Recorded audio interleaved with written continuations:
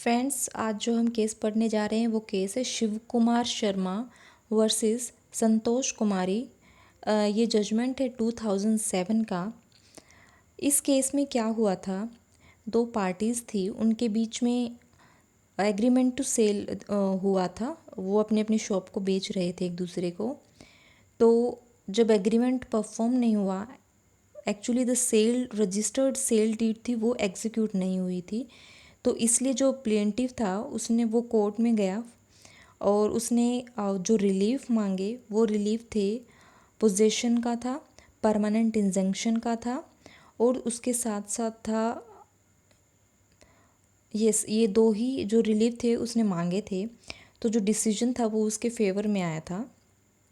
उसके बाद जो है जो डिफेंडेंट था वो हाई कोर्ट गया अपील में। तो हाई कोर्ट ने क्या किया, ट्रायल कोर्ट के डिसीजन को तो सही बोला, उसके साथ भी उन्होंने क्या किया कि 1,50,000 अमाउंट डिफेंडेंट को प्लेंटिफ को देने हैं एज ए डैमेजेस और मैसने प्रॉफिट, ये कोर्ट ने बोला। तो इसके खिलाफ जो है वो डिफेंडेंट जो है वो सुप्रीम कोर्ट में गया है। तो सुप्रीम कोर्ट ने कहा, देखिए जो कोर्ट है वो वही रिलीफ देगा जो स्पेसिफिकली प्लेंटिफ ने मांगे हैं।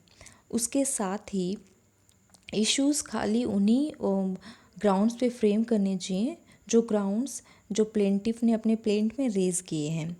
उसके साथ साथ उन्होंने बोला कि देखिए जो मैसने प्रॉफिट का जो काज ऑफ एक्शन है वो पोजीशन से अलग है, तो उसके लिए आप सेपरेट सूट फाइल कर सकते हो।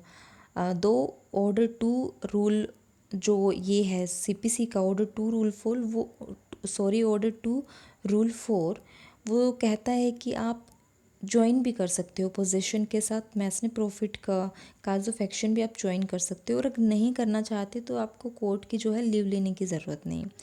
उसके साथ ही कोर्ट ने कहा कि देखिए जब डैमेजेस आप क्लेम करते हो तो उसके अकॉर्डिंग आपको जो है कोर्ट फ़ी भी देनी पड़ती है। लेकिन इस केस में जो है ना ही वो मैसने प्रॉफिट का कोई रिलीफ प्लेंटिफ ने मांगा है, लेकिन कोर्ट ने उसको दे दिया। तो सुप्रीम कोर्ट ने कहा कि देखिए जो आप पावर एक्सरसाइज कर रहे हैं ना सेक्शन 96 अपील की और आर्टिकल 226 और 227, उनको आप क्लब मत कीजिए, दोनों पावर बहुत डिफरेंट हैं।